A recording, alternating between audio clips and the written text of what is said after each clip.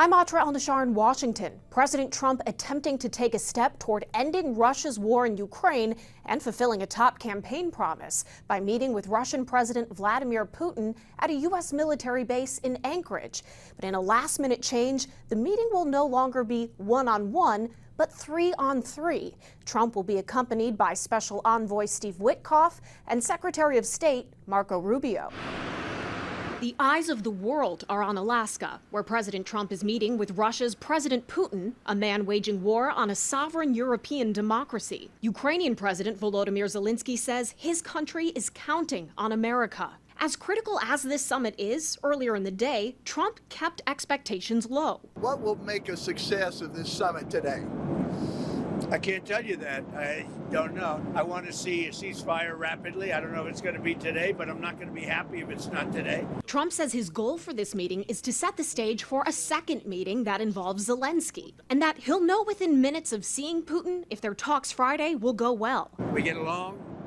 There's a good respect level on both sides, and I think, something's going to come of it. I noticed he's bringing a lot of business people from Russia.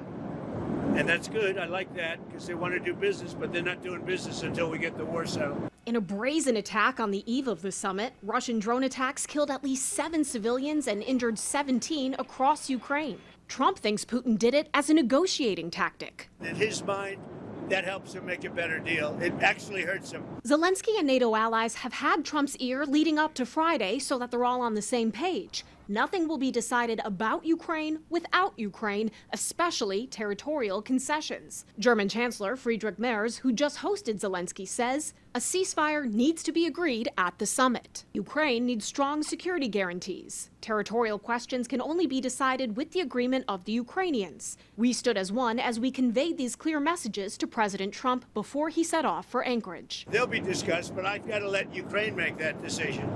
And I think they'll make a proper decision. But I'm not here to negotiate for Ukraine. Once Trump, Putin, and their delegations are in the same room and the door closes, we'll be watching the clock.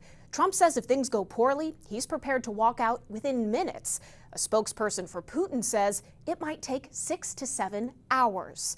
In Washington, I'm Atra El-Nashar.